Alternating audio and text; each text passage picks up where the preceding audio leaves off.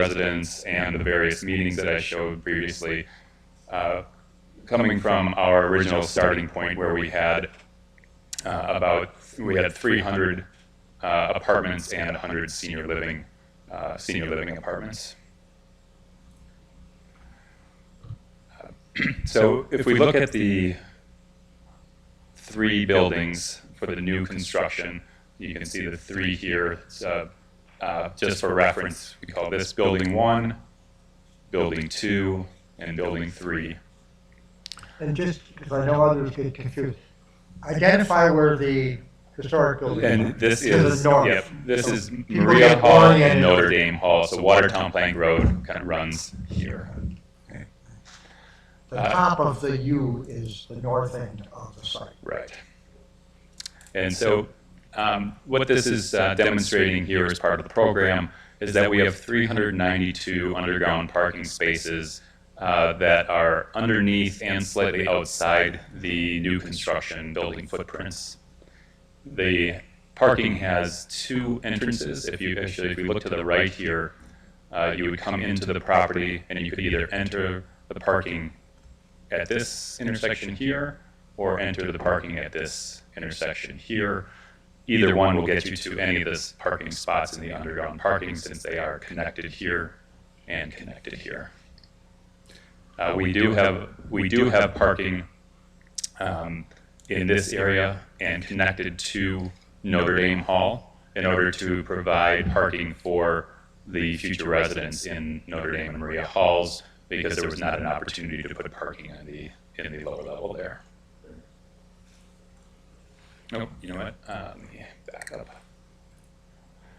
The other thing to highlight also is that we have 76 surface parking spaces, which is double from where we started once we added parking on both sides of the street, because previously we only had it on one side of the street, and that was a request, I believe, at either Plan Commission or Building Board. Our targeted unit mix here of the 237 apartments, it's a mix of 1-bedrooms to 2-bedrooms, 2-bedroom dens, 3 bedrooms. Again, 237 total apartments, average square footage near $1,300, average rent near $2,500. And this gives you an indication that our per unit parking is about 1.65 spaces per unit, which is a number that we're very comfortable with. Thank you. And as for comparison purposes, we use Beaumont Place in Whitefish Bay, Chiswick, and Fox Point. These are developments that we've done in each of those locations. This is kind of the target demographic that you see here. Average age 63 in Beaumont Place, 46 at Chiswick. Median household incomes, you can see there, 215,000 and 167,000 respectively. You see very similar average household incomes. Their rents are on par with what we would be anticipating here. The numbers you see here are Village of Elm Grove numbers. So the indication is that the residents here will actually, in all likelihood, have a median household income above the median income in Elm Grove. Then we've been working with the building board since I believe it was last October, and so the renderings, just a few renderings here indicating where we have landed. The building board did formally approve the plans last week, Thursday. This is Building 1 here. This evolved over time to become more residential in feel, creating these ins and outs and townhome-like bays of the building, and a change from what we had as a white corner here to a stone corner, which relates to the stone that you see on Maria Hall. Building 2, which is on the east side of Notre Dame Hall, is the mirror image, essentially the mirror image of Building 1, with the exception that it's a little shorter, so you can see you only see one of the bays here. Building 3 is a more modern building. We spent quite a bit of time on this one with the building board and the detailing of the roof and the windows, and it's evolved to what you see here. This is a shot of Notre Dame Hall here, and then Maria Hall here in the more orangish brick. You can see it has these concrete, it's a concrete walkway actually, a concrete balcony that isn't a terribly appealing facade. It's broken up by Andrina Hall here, and Andrina Hall would be coming down. And so what we are proposing is to reskin that building to have it relate both to, well, relate in 3 ways. One to Notre Dame Hall, one to Maria Hall as it turns the corner, and then relate to the new construction as well. And then this gives you more of an elevation view of what that change looks like.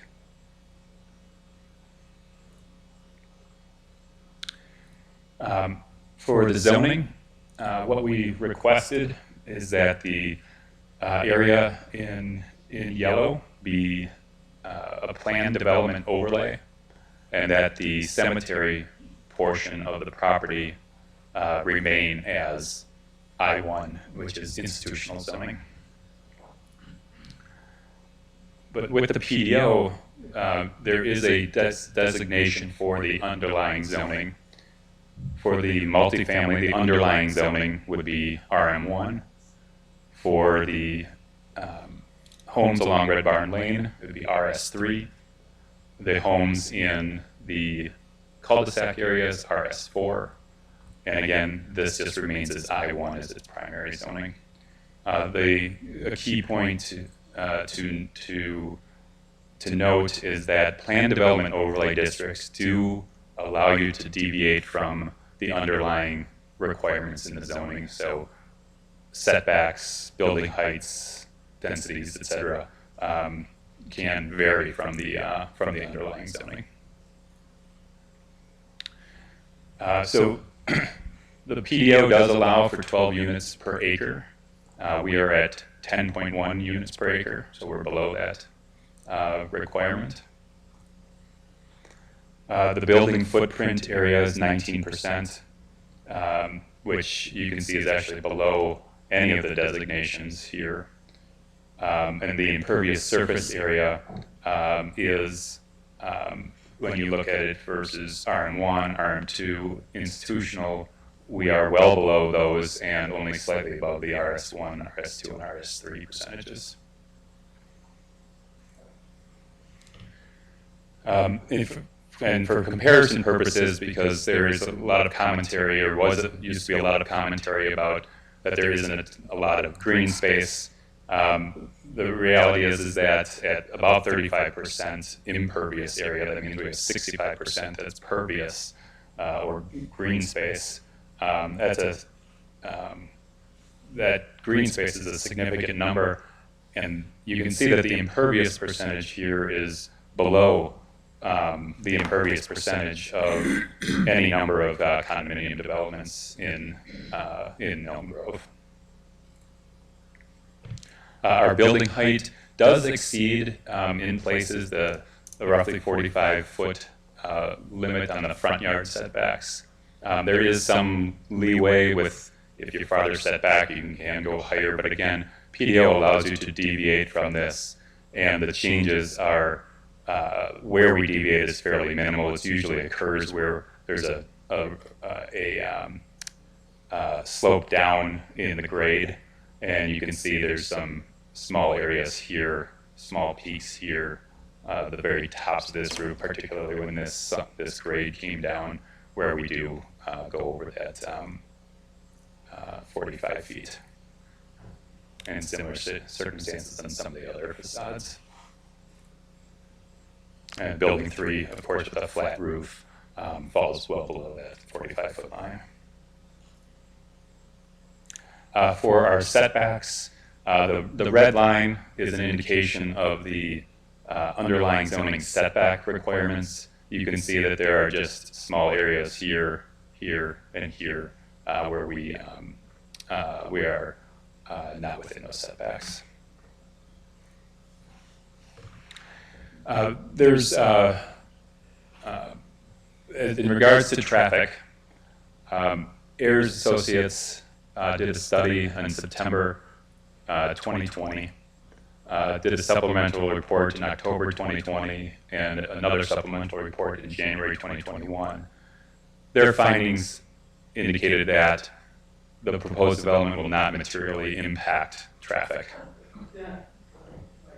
Then the wait times at the intersections will be similar to the current wait times, and proposed development will add 0.5 to 1 car per minute in each direction during rush hour when trains haul traffic. All of this information was then, well, the village then hired Taddy, an independent traffic engineering firm, who reviewed the report and confirmed all these findings. For the emergency response, the police did not think there would be any meaningful increase in calls due to the development. With fire, we worked with the fire chief to modify the building design to make sure that they were that they would be able to service the building in the event of a fire. The chief was satisfied with the design, particularly with the buildings being sprinkler buildings. The emergency medical services, they estimated an additional 21 runs on an annual basis. This issue might need to be addressed as the number of volunteers are reduced. I think this is an issue that's the village may be facing irrespective of our development, but our development would provide a long-term tax base to help with that solution. This information is actually from John Demashek's analysis looking at, in conjunction with the Elmbrook School District. I won't get into the details of it. He had a longer presentation at one of the Plan Commission meetings. Essentially, with his numbers and making some assumptions on how many children would be at the apartments and in the single-family homes. I should actually change that. Well, this was lifted right from his presentation, so it hasn't been modified for the number of apartments in single-family homes. But round numbers,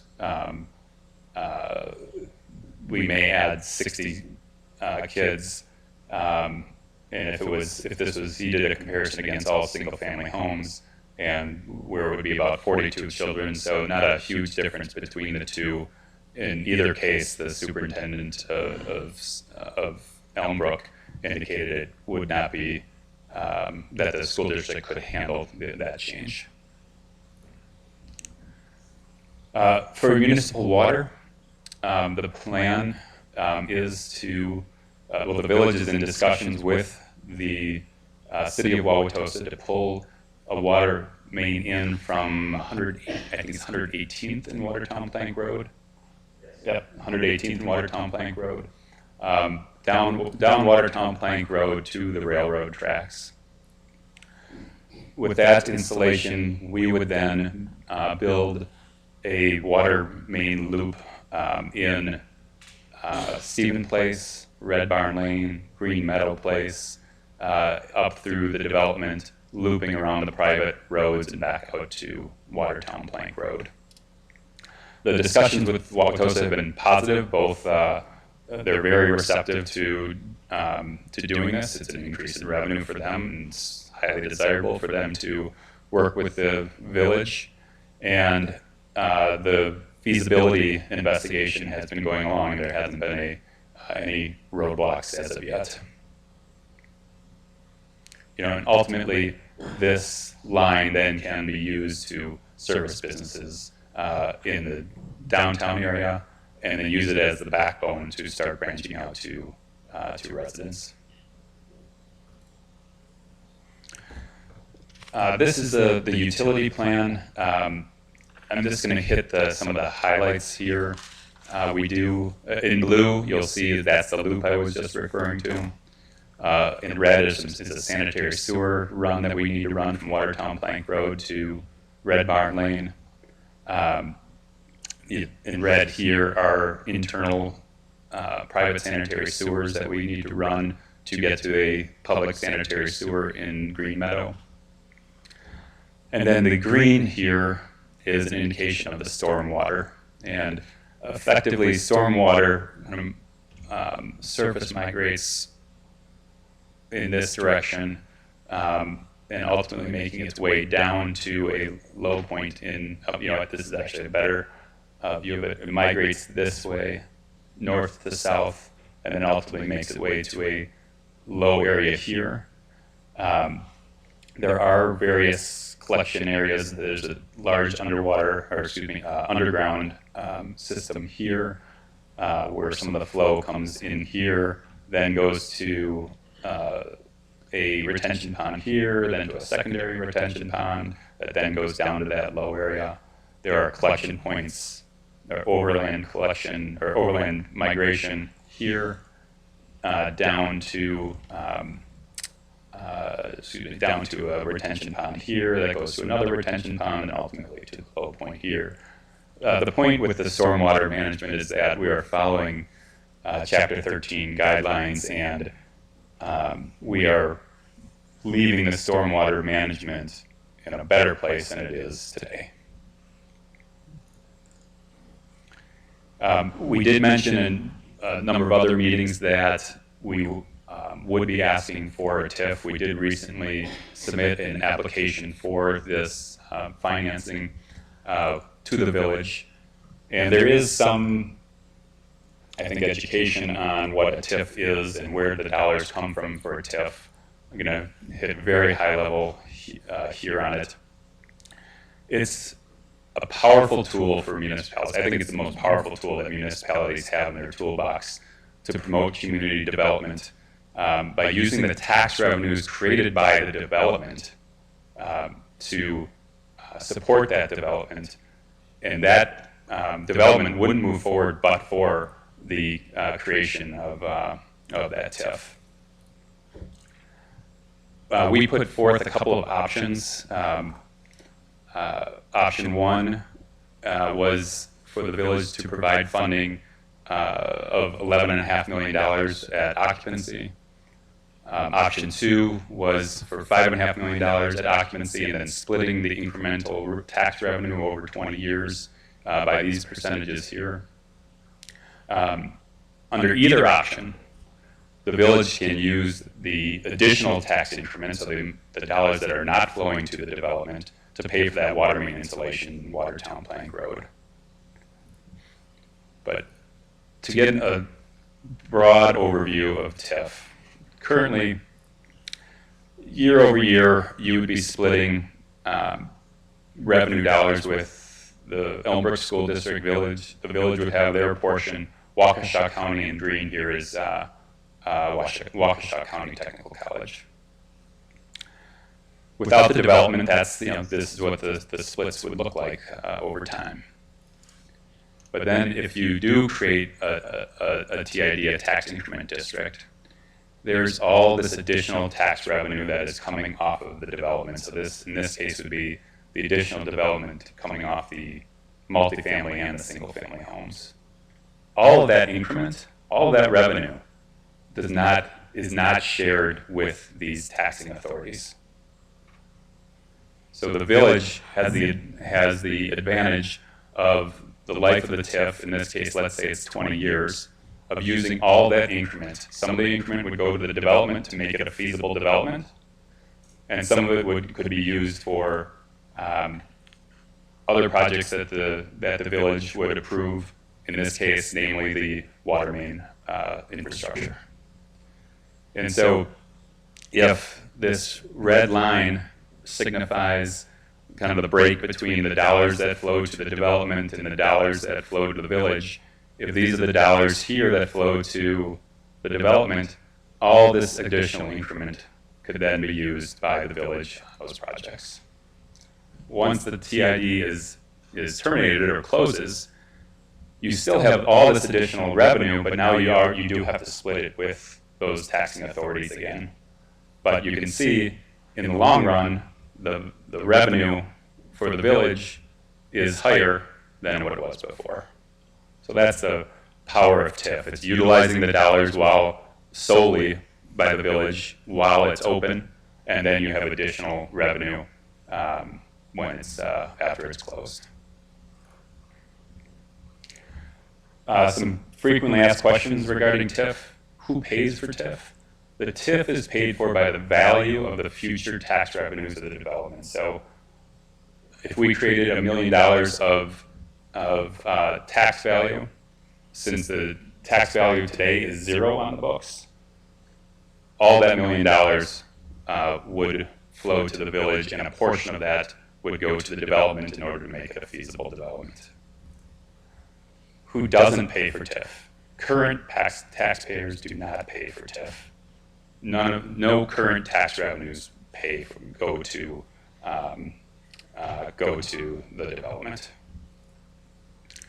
And then what costs are TIF eligible? I highlighted a number of extraordinary costs in our application, but the reality is that once a property is declared blighted, and this property would be declared as blighted, Wisconsin statute provides that most project costs are eligible for TIF. So in the big picture, the village benefits are there's increased tax revenue due to 25 acres being added to the tax rolls that's not currently on it. It allows the village to bring Lake Michigan water through Wauwatosa to the downtown area. That sets up the village for long-term success as it converts to municipal water. Allows for the growth of downtown businesses, allows existing residents eventually to connect to that water main. Our development will create a walkable community close to downtown, which will contribute to the rejuvenation of downtown. It fills the demand for market rate housing. Particularly the demographic that we're looking at here are empty nesters who are looking for larger apartments and wanting to stay within the community. And a development will happen at this site. The sisters are leaving. A development will happen. The costs that those extraordinary costs that I had outlined are going to be incurred by other developments. They will need some sort of help to get over those costs. In this case, because you're utilizing apartments, the village then can take advantage of TIF because single family is not eligible for TIF. So you would not have that opportunity if this was an all single family home development. Thank you. Thank you, Phil.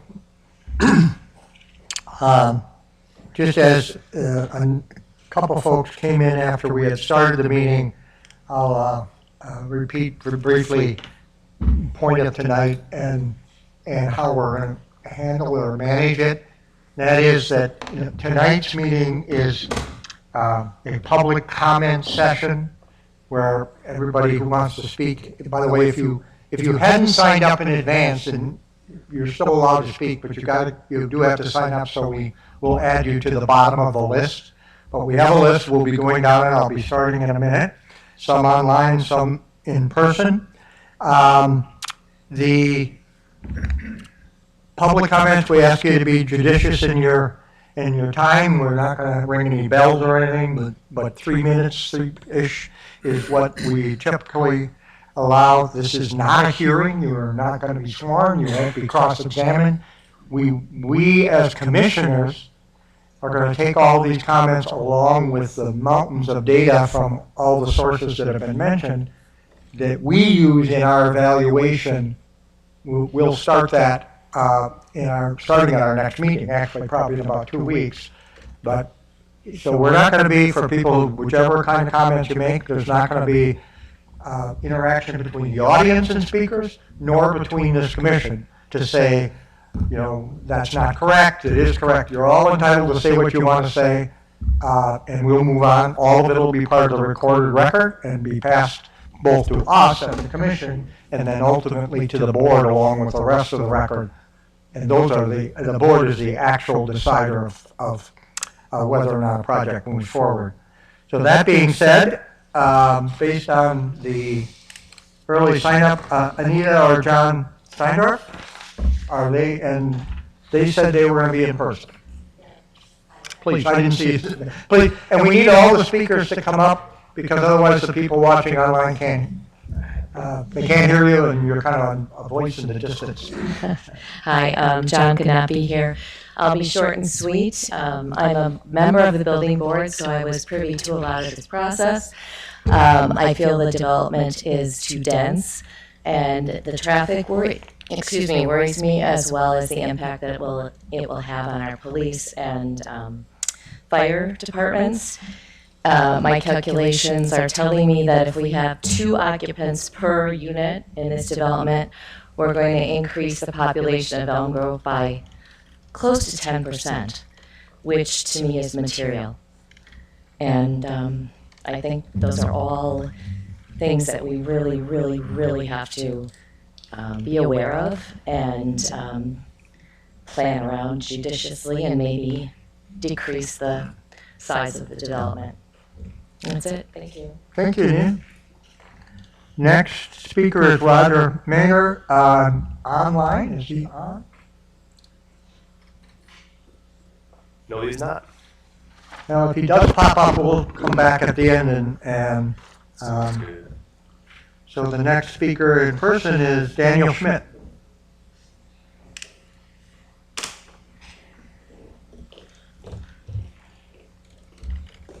Hello. I live on the corner of Meadow and Green Meadow, and right where they're extending the cul-de-sac. Honestly, I think I'll be the most affected home out of all of this. My driveway comes right off of that cul-de-sac. You're also building a whole bunch of houses in my backyard.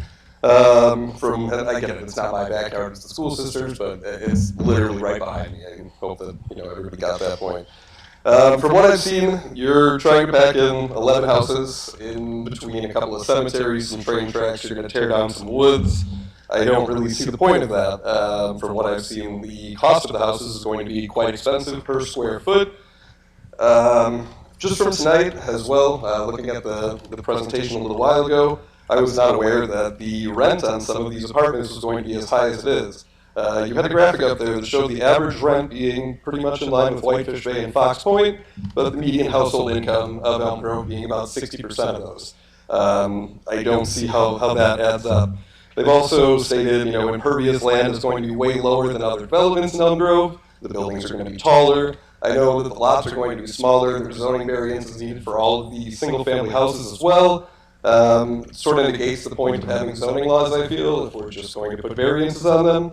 Honestly, I know that this is about bringing water into the city, or into the village, excuse me, and I get that water into the village is a good thing, but at the same time, I feel that this is also a tax grab for more homes to be there. We're in a very highly taxed village already. I don't know if anybody has looked at the property taxes in comparison to other places that live, or other places around here, but we do have high property taxes already. I don't see the point. I get that the school sisters, the building itself is going to be redeveloped. I totally understand that. The gentleman had said that if not us, who? My biggest issue with the whole development is the packing of the houses, the private homes onto the streets. 21 houses put in there, and the woman back here made the point that 10% is a pretty material change in the population. We're talking about a 10% increase if and when fully occupied for all these places, within about a 1/100th of the percentage of the village. It just seems like a lot. So I really hope that people can take into account that this is going to have a huge effect on the residents, especially in the neighborhood that I'm in. It's not only traffic and fire and police and all of that, but general aesthetics of the village are really important to, I think, a lot of people that live here, and I don't feel that that's being closely followed. Thank you. Thank you, Mr. Schmidt. Do we have Mr. Gilmore, or I'm sorry, I don't know if it's a Mr. T. Gilmore online? It appears we do not. All right, well, we'll let that one go for a little while. Then Maureen Polozinski, is she online? She is not. Wow. We're sure our online is working? It is. Okay, and next is an online also, Deborah Robinson from Longwood. She is. Debbie, are you still there?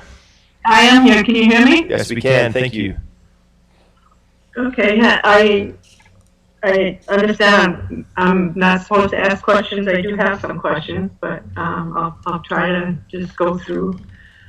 First of all, with the water, it seems that the decision has been made to be Lake Michigan water, which I agree with, as opposed to some other well system. But my question is regarding connection, what would be the cost once this is done? The cost to the homeowners to connect to the water, and if you're going to require it, what's the time frame? And then also, if and when that happens, I'm for it, but I would like to see it so that we won't have to cap our wells. We can continue to use our wells for gardening, for example.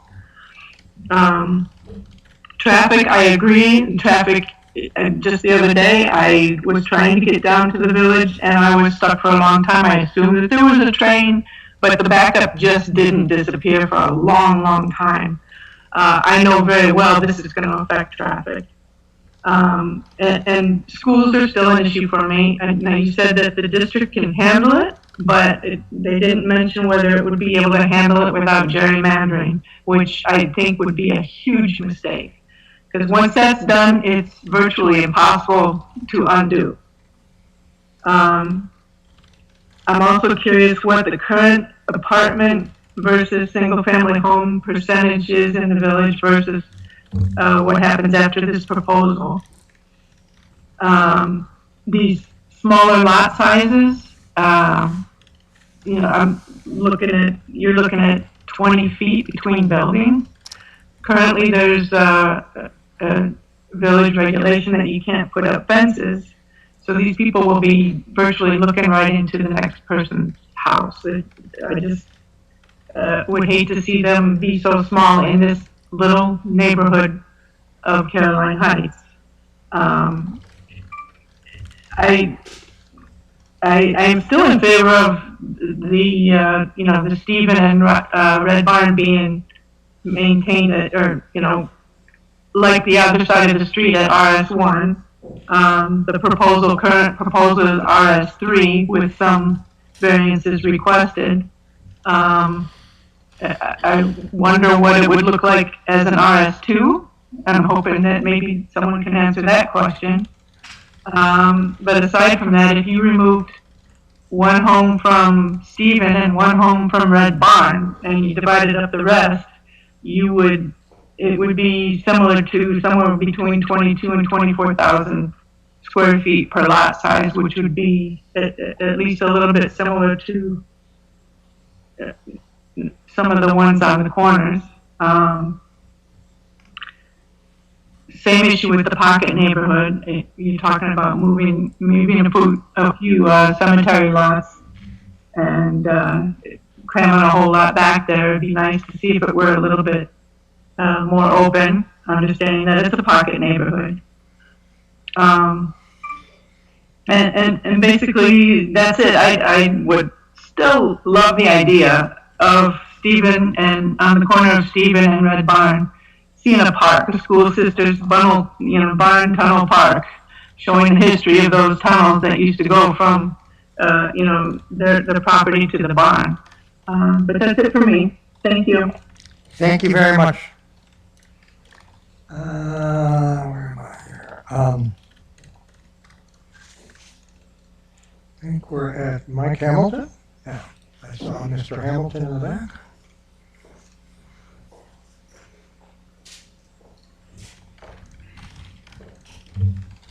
I really don't have any questions about the development. I am a resident of the Watermark, and we are the closest neighbors to the development, right across the street.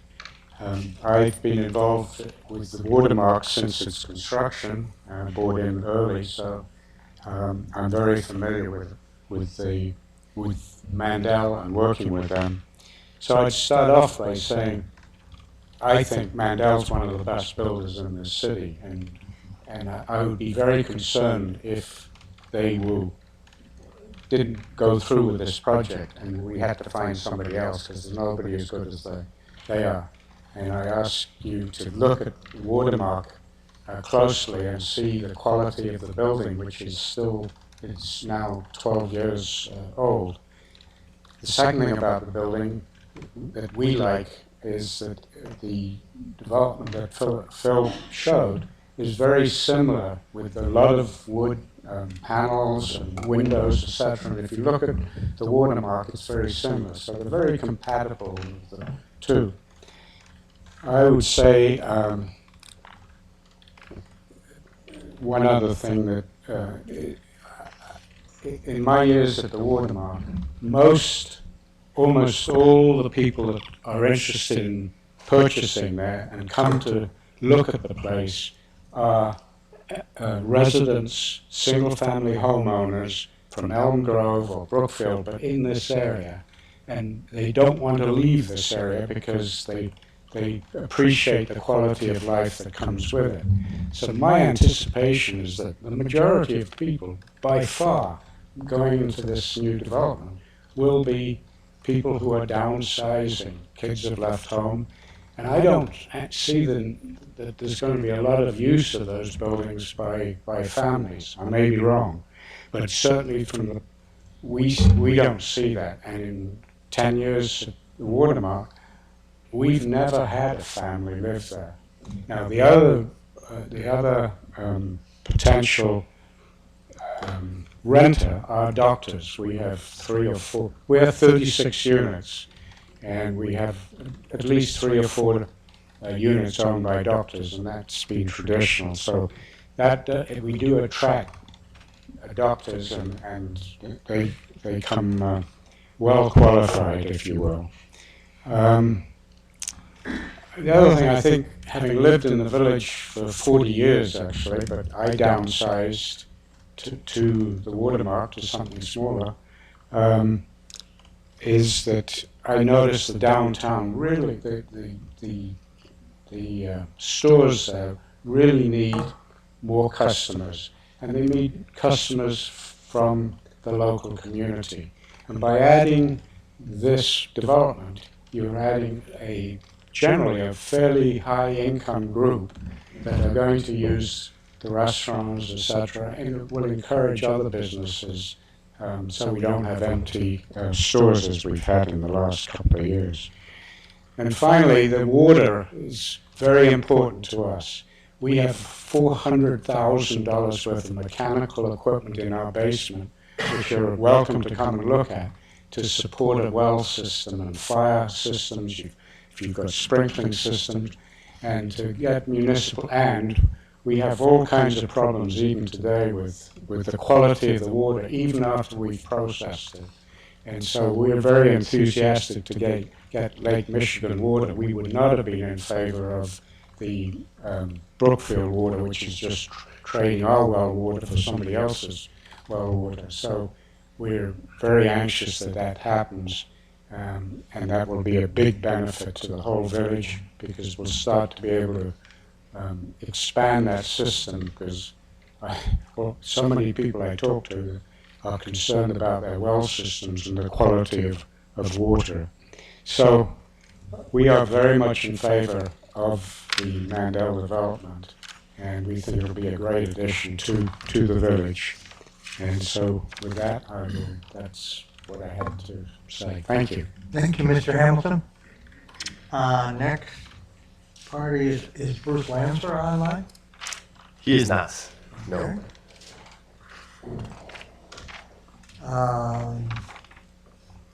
Okay. John or Matilda McCluskey? And I'm betting you're not John. No, not John. Matilda. I guess I start off to say that I don't understand what the benefits of this are. He just said for the downtown. I've tried to shop downtown. There's really nothing there to shop for. I mean, if we got some more restaurants, restaurants come and go. As far as the traffic, my guess is it's going to be 1.5 cars per unit. plus we'll have visitors. Today, trying to leave, it took me 98 cars and 11.5 minutes to get out of my driveway, with the train, of course. Could you, Ms. McCluskey, just interrupt. Go ahead. Could you give us our address? 12800 Watertown Plank Road. I'm also concerned about the cost that will be incurred to us at a later date, and also if more units will be added on the property that we're not aware of. So I guess, we have concerns about the traffic hugely, and about the cost that will be incurred to us residents at Elm Grove. Thank you very much. Tom Castillo? Ah, there he is. Hi, thanks for the opportunity to talk today. I live on 1865 Hollyhock Lane, right over here. And listen to everybody talk and listen to the sales presentation from Mandel Group. You know, as a resident here, I moved here from Brookfield because of just right down the road, because of the charm of this neighborhood, the feel of this neighborhood, to keep Elm Grove charming. It's unique. And with regards to the traffic study, I can sit there, I work in my house a lot of times, and I watch the traffic going back and forth on Hollyhock, and it's already increasing significantly, especially with North Avenue as they open it up. People are going to be cutting over across Hollyhock Lane. It's already getting bad. With 220 plus apartments, I don't care what the traffic study says, you're going to have 200, 400, multiple hundreds of cars each day going back and forth, plus Amazon drivers, delivery drivers, and they're going to be cutting across Hollyhock, and they're going to be cutting across all these neighborhoods. The traffic's going to go up. The risk to our kids, the feel of this community with increased traffic is going to go down. The cost will go up. You're going to need additional sidewalks. Someone mentioned before about the cost of sidewalks in the past. You're going to need sidewalks up and down Hollyhock Lane. You're going to need up and down lots of these streets just to protect the people that are walking around, to keep the feel of Elm Grove. And the whole traffic study, the losses of safety, and the cost, a lot of people felt that this would be some sort of a tax break, or this would help us on tax revenue. I was shocked when I took a look at that TIF proposal. Other developers won't need to have all those costs. You won't have $7.5 million request for underground parking unless you have 220 plus apartments there. Other developers, single-family homes, condo combinations, will not need $7.5 million for underground parking to park 220 plus apartments. The whole thing with regards to this TIF, it seems to benefit Mandel only. Perhaps they're starting much like they did with their number of apartments, with a really high number, so it makes it look good when they get something lower down the road. But it's basically extremely high, and if you take a look at those projected tax revenues, 22 homes, the first person that spoke, their projection has each home at an assessed value of $900,000. I think it's 21 homes now, so it would have to either be numbers adjusted down, or the cost of those assessed values going up.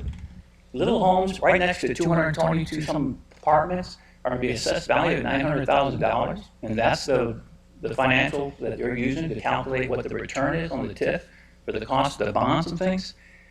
To me, that sounds ridiculous.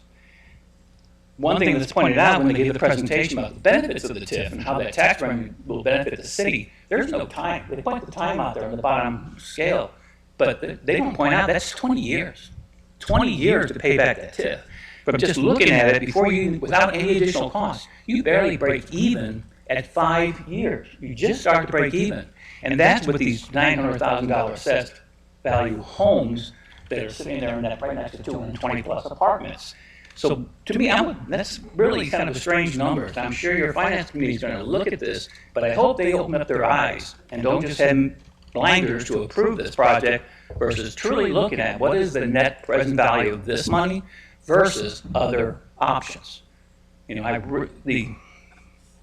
urge and I pray that you guys stop, slow down, and either suspend or postpone this decision with Mandel until you truly look at other options. Other options that can still bring in revenue faster. Single family, look at the homes on Lily or whatever, that just in Brookfield, how quickly those sold. There are ways to bring in tax revenue, to provide revenue to the city. There's water that can be brought in for like 7.5 for underground parking. you can bring in water cheaper than that and have people pay for it. Those are the people who are against this. It's not going to be good. It's going to change the city forever. And I don't even see any tax benefits or any economic benefits to this unless you want to think about 20 years from now, which hopefully I'll still be here, but I don't know. But thank you for your time, and please reconsider, at least postpone the decision, give it some time, get people's feedback, because the citizens are against it in the majority by far. Thank you. Thank you very much.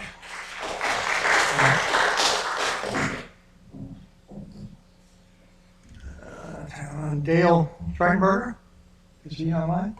I do not see Dale at the moment. Okay. In person, Pete Mugenberg. Good evening. I've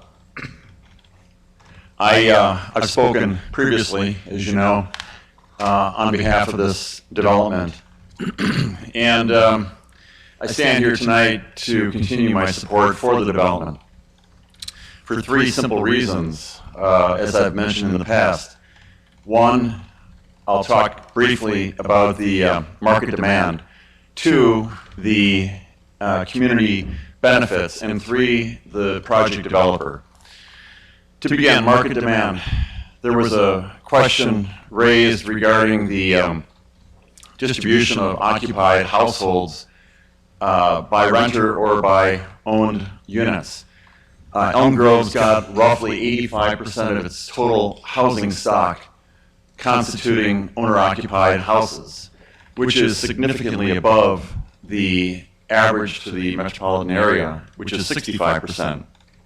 In other words, we have a disproportionately high number of homes versus apartments, and homes would include the condominiums in place in the community. When you, again, market demand, look at the neighboring communities to the east, Wauwatosa, and surrounding us to the north, south, and west, Brookfield, all have seen an introduction of new apartments within their respective communities in the recent past, that is, in the last 5 years.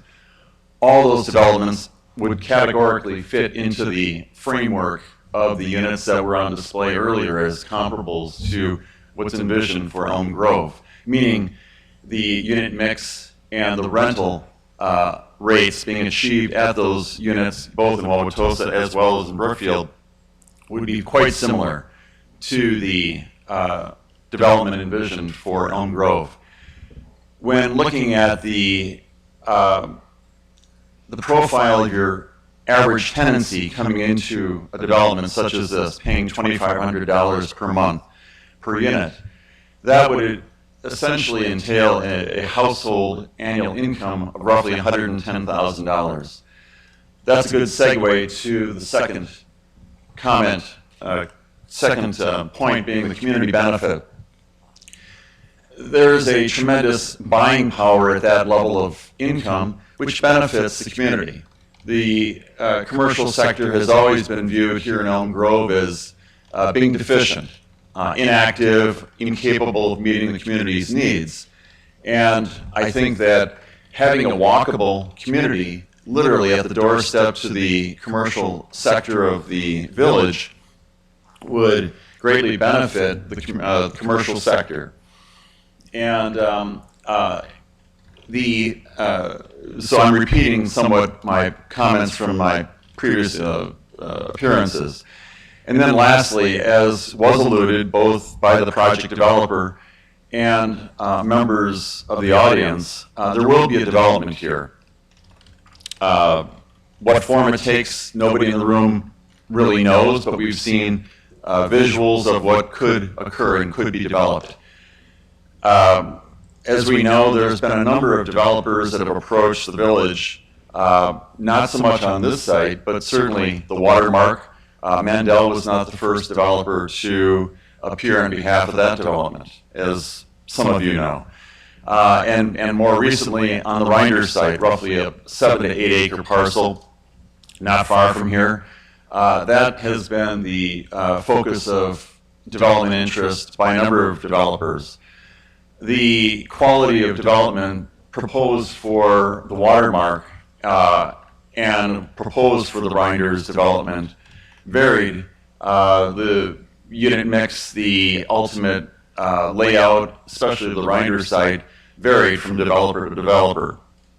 Again, there will be development on the school sister site, but I think that as you look at the Watermark Mandel project, when you look at the Crescent, recently developed in the Research Park in Wauwatosa, the Echelon, again at the northeast corner of Watertown and 41, those embody the quality of construction that Mandel, as an investment-minded, long-term developer, really wants to bring to this project, as shown in these pictorials here.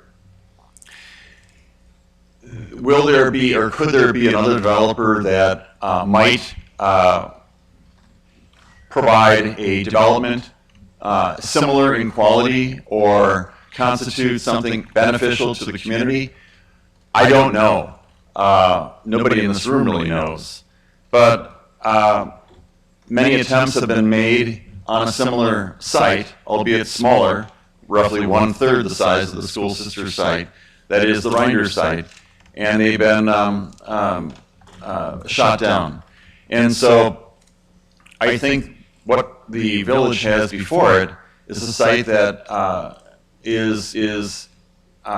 both addresses the market demand, provides community benefit that is would be very beneficial, and of course the ancillary or the additional benefits beyond the development on site would be the water and other aspects of the development that I think would be beneficial to the surrounding area.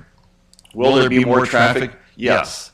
Will there be a need to address perhaps a change in the head count at the schools? Yes.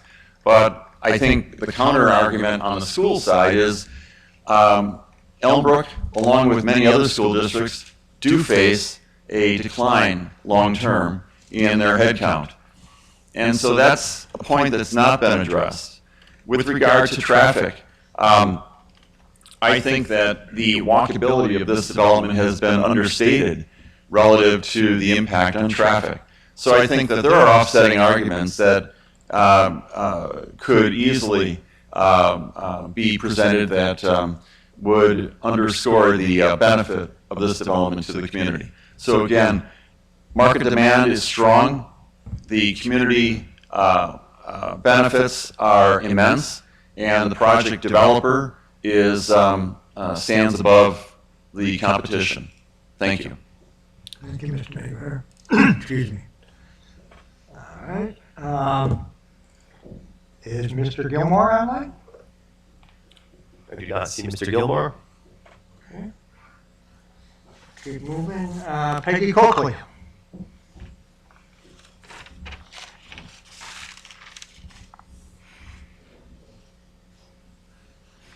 Well, thank you for having me. I'm happy to speak. And I am a resident of Elm Grove. My parents moved here when I was 4 years old, and I went to St. Mary's Elm Grove for 8 years. I put my kids through Tonawanda, Pilgrim Park, and Brookfield East. And I chose, my husband and I is also a resident of Elm Grove, along with his parents. And we chose to raise our kids here.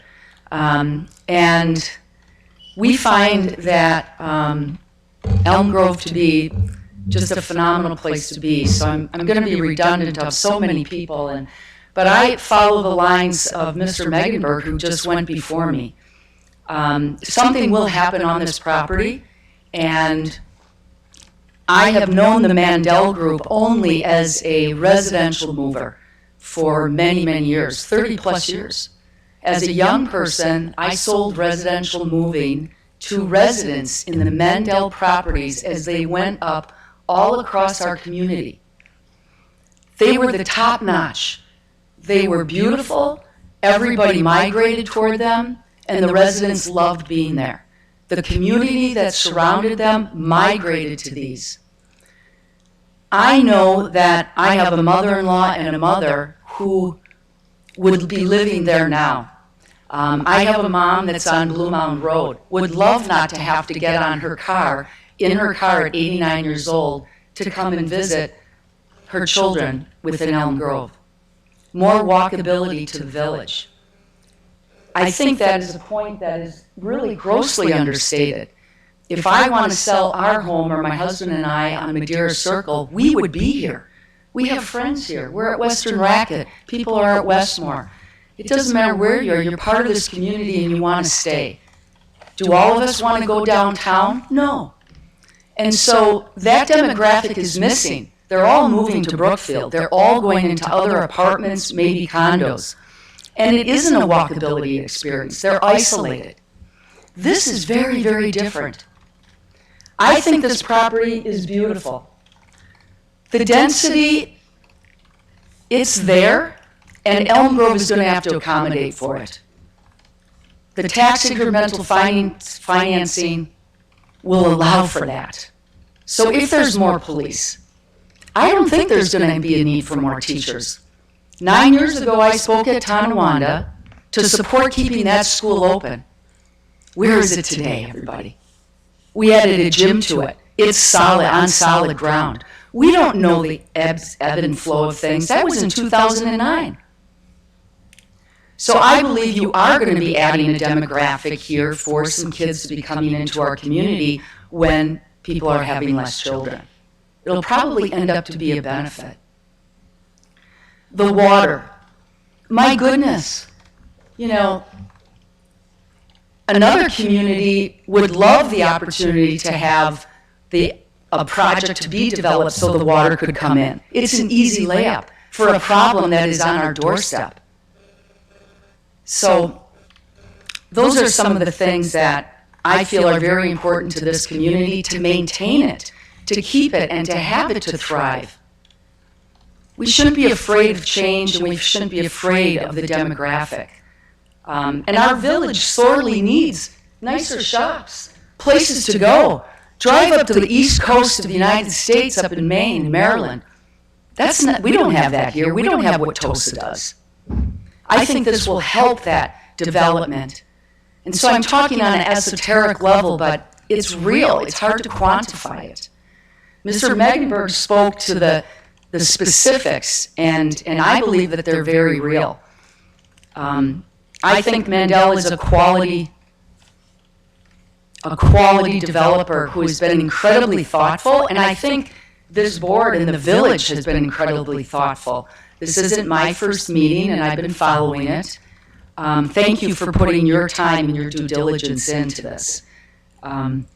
Personally, I would like to see it go forward, and I think that the village will benefit, and that many of the fears are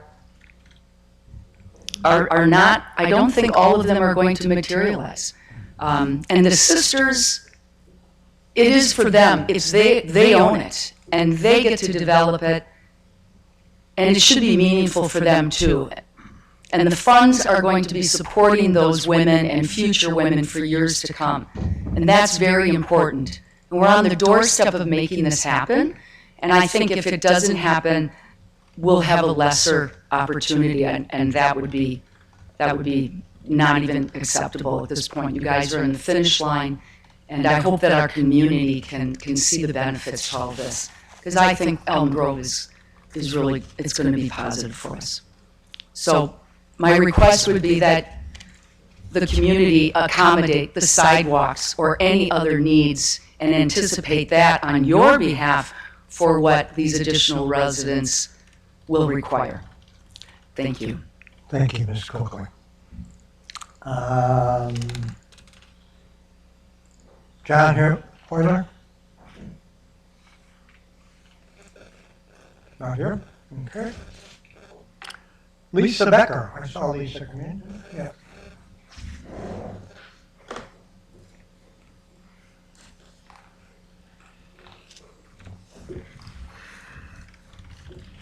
Hello. Thank you for allowing residents to speak about this proposal. And I agree with much of what's been said on both sides. I do agree that Mandel is a very quality developer, builds quality buildings.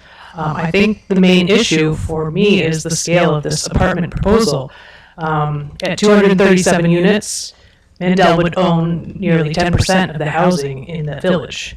And I think having a single corporate entity own 10% seems like a very risky financial proposition. It means that the financial future of the village will be inextricably tied to the financial futures of Mandel. The village would be much better insulated against financial downturns if the SSND property were subdivided among multiple owners. While Mandel has compared this SSND apartment proposal to their Chiswick development and their Beaumont Place development in Whitefish Bay, those projects were much smaller in scale. At the Chiswick, Mandel owns 103 units. Just 83 units at Beaumont Place. If this proposal were for 83 units, I think it would have broad-based support among our community. But this is closer on scale to the Corners of Brookfield, which has 243 units. Brookfield is a much larger community than Elm Grove, and so they can absorb that number of population increase. I think residents of Elm Grove are concerned about the impacts that this population increase will have on our schools and traffic and emergency services. I think we should give special consideration to housing and land use that will best serve the current and future demands of the community. Currently, there's a high demand for owner-occupied housing in Elm Grove. Both detached, single-family, and condominium units are selling well above their listing prices. Meanwhile, we have Elm Grove Heights apartments that remains half empty. When Horizon Development came in and submitted their formal zoning request to the village, they argued that this development would help stimulate the village's economy by keeping higher income seniors in the village while promoting turnover in the existing homes. Well, that hasn't happened. And now Mandel is making a similar claim. In their request for the $11.5 million of future tax revenue to be given to them as a subsidy, Philip Aiello wrote to Dave DeAngelis, quote, as homeowners age and no longer desire to contend with maintenance and responsibilities associated with home ownership, apartment living becomes an attractive option. Village residents are currently forced to move to neighboring communities as luxury apartment market does not exist in Elm Grove. The redevelopment of SSND will provide an option for residents to remain in the community in which they have resided for years. So I would argue that the large number of vacant apartments in Elm Grove Heights does not bear out this claim. I think a more fitting legacy for the school sisters might be to see this property developed according to a gentler density plan, one that takes into account the need for a diversity of housing types that are accessible to a wider range of incomes. Mandel and their spokespeople have said that condominiums are too expensive to be viable. However, Cornerstone Development is currently building a number of condominium projects designed to help fill our area's need for entry-level homes. According to our village code, the Plan Commission's first criteria in evaluating a PDO request is to ensure, quote, the development will not be contrary to the general welfare and economic prosperity of the community, end quote. I think that there are enough concerns from the scale of this proposal to the request for the subsidies to finance the infrastructure to call into question whether or not this project will satisfy this. I think we can do better. Thank you. Thank you, Lisa. Thank you, Lisa. Have any of the... One person signed it. Oh, let me grab that. And have any of the onlines that weren't there? No, not as of yet. No one else has jumped on. Tilda already, Mary, Hold on. Tilda already spoke. Mary Inden signed it. And then Dale Streckenberg did just jump on, just for reference here. All right. Dale, if you, excuse me one second, Mary. Dale, if you can hear us, we'll have Mary Inden and you will follow her. So Mary, reset here. Thank you. Good evening. I'm Mary Inden, 14745 Watertown Plank Road. There are positives for this development, and the presentation tonight was quite clear and easy to understand. The bringing the water in is one of the very biggest, firstest ever big thing that we could expect from this. The well water from Brookfield is not wonderful. Our own well water at my house, we're fine, but we have all the filters and the tanks and all of that kind of stuff. Another positive is that Mandel Group is interested in preserving the historic buildings and the territory, the cemetery and the arbor and so on, which adds to the charm of Elm Grove. The fact that they're willing to invest this kind of money in these buildings that were built over 100 years ago is fantastic. It absolutely will increase our tax base. Yes, there are taxes that will go back to that, such as a fire and police department expenses and so on. But the increased value of that property, which has not been taxed in a century and a half, I guess, is a tremendous boost to our place here. For those of us who really want more pathways and not so lumpy roads, this is a really big positive. People were talking about the size of the building, and the people along Red Barn and Stephen Place had talked to me, and they talked about seeing the property, seeing the size of the buildings. Because there will be individual single families new on that side, on the west side of the road, the existing properties won't be seeing as much of those big buildings. And the people who are buying the lots and having single-family homes built will understand what they're going to be looking at. It's not going to be a shock to them that somebody's building something. It will be there and they will know what they're purchasing. Apartments are a plus to the village in my mind. We're all aging, me probably more than a lot of people in the room, but when I can't cut my lawn anymore and plant flowers and enjoy the outdoors as much, I don't want to move into a condo. People talk about condos. It's like a house, but then there's this board that has power over everything you do. I don't want it. I will know what the apartment rules are. I can move into an apartment and I can forget the rest of it.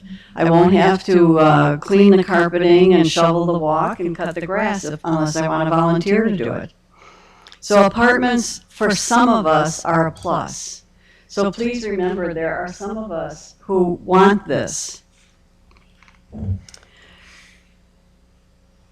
The not positive is somebody has, a couple of people have spoken, is the number of apartments, the number of units. I think having seen all the diagrams and the displays and things, because the buildings are broken up and there's a swimming pool and the landscaping around it and the narrowness of the buildings at Watertown Plank Road, and then you go into the property and you see the length, you won't necessarily see all that or have it punch you in the eye when you're driving by every day. Again, the people who are living on Stephen Place won't see it as much because they're trying to preserve as many trees as possible. And I'm sure you'll be planting more trees. We have, I live on Watertown Plank across from the Methodist Church. It's a red brick ranch with funny looking trees in the front yard. The house next to us, a big house with a huge lot at the end of Highland Drive, was vacant for years. Rundown property. A young family moved in with 4 kids. Next to them, a family moved in with 2 kids. Next to that, a family with 1 kid. Across the street, 2 kids. Out the back door, 2 kids. We finally have young families, but you know what? They want the single-family homes. It's us who don't have the kids anymore who will be looking at these apartments down the road. So I encourage everybody to kind of keep an open mind. If Mandel financially can lessen the number or the size, that's their prerogative. I have been around the village when we were talking about Reinder's property and the development of that, and it being going from 3 stories to 2.5 stories and so on. If you ride around the village up into the Indian Hills subdivision and other areas of the village, there are many homes that are 3 and 3.5 stories high. It's not foreign to Elm Grove to have taller residences. So again, please keep an open mind. It can be a real benefit to have this property developed. If this fails, as someone said, it could be years, and who's going to maintain that for those years? Thank you. Thank you, Mary. Circling back to online, I think we have Dale Strenberger. Oh, you are muted, Dale. You're muted, Dale. Okay, can you hear me now? Yep. Great.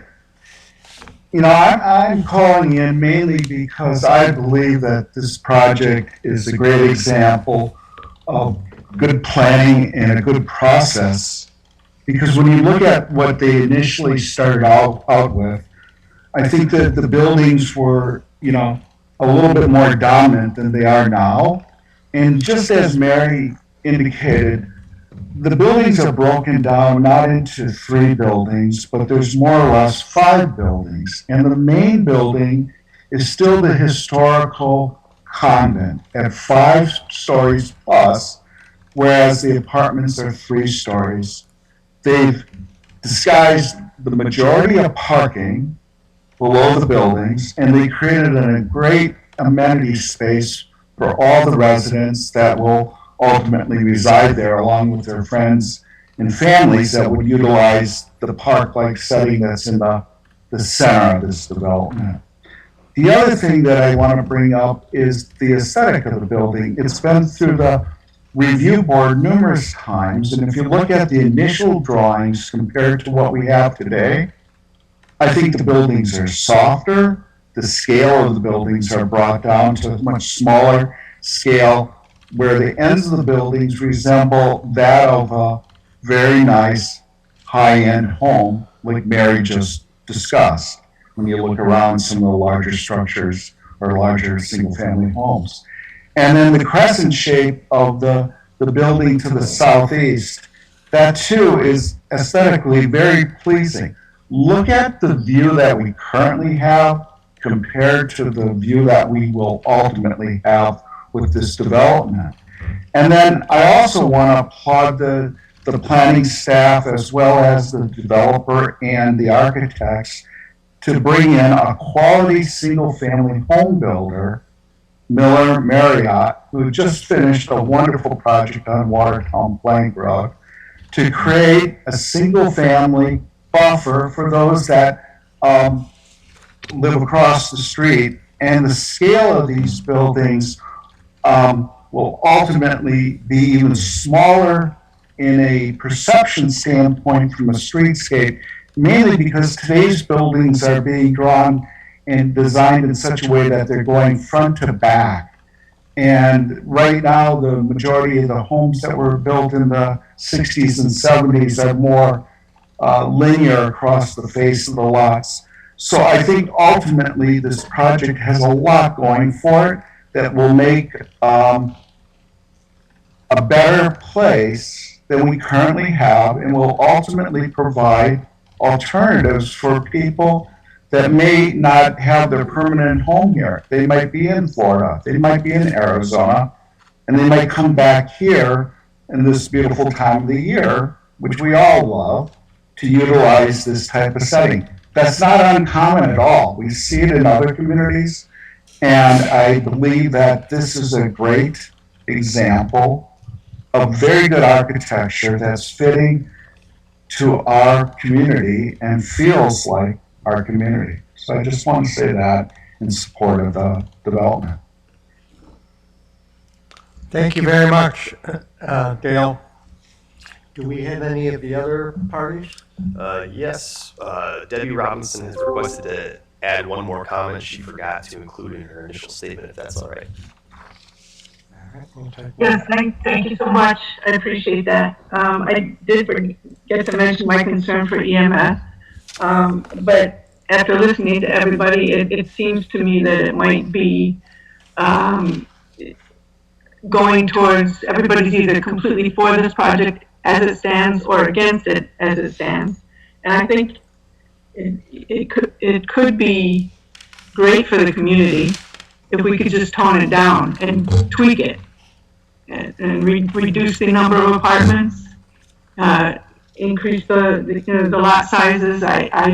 There's no way in the world I could see anybody spending close to $1 million for a tiny lot where you're looking at your neighbor's house 20 feet away and apartments behind you. So I think everybody would benefit as those that are in favor of the project.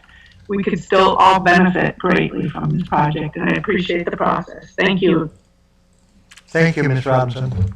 Is there anybody else in the room who did not sign up that would like to make some brief comments? And there's nobody else online? There's not. All right, I will, we're going to conclude the input part. I'll remind everybody that all of this information will become, in discussion and description, will become part of our record that the Planning Commission will be, we actually have, again, I'll remind you, if you look at the code and the override district, the charter, if you like, or the orders for the Plan Commission, we have 18 different major areas that we are charged with investigating as part of our recommendations that go to the village board of whether to approve, deny, or approve with some kind of modifications. We don't make that decision, we make that recommendation. All of the materials are available to you on the village website. If you go to the projects tab and look, you'll find every single document that's ever exchanged between us and the developer and all the consultants we've hired and worked with. I'll add that the issue with TIF, it's not something that a lot of people understand well. We've had explanations here, but where the TIF sits, the applicant made a letter application to us that gave some broad categories. The way the process works is we then accepted that application. We hired an independent financial consultant we've used on financial matters in the past named Ehlers Associates to evaluate the proposal. And basically what they have, the way they work is they work with the developer, they get all the financials, they vet all the costs to see that they're reasonable and appropriate to what's really going on in the market. They're not making up numbers is a simple way to put it. But they do a complete analysis. They also will provide commentary on the viability and so on of the project to make the financial goals that are being projected. That will result in a report and presentation by Ehlers to our finance committee and our board, most of which I say at this point will be public. If there's aspects of their review that are confidential pricing stuff, we may have a closed session for the finance committee with them, but bottom line is the vast majority of information is public. It'll produce a report, again, which comes to the board, which all the public can see and comment on.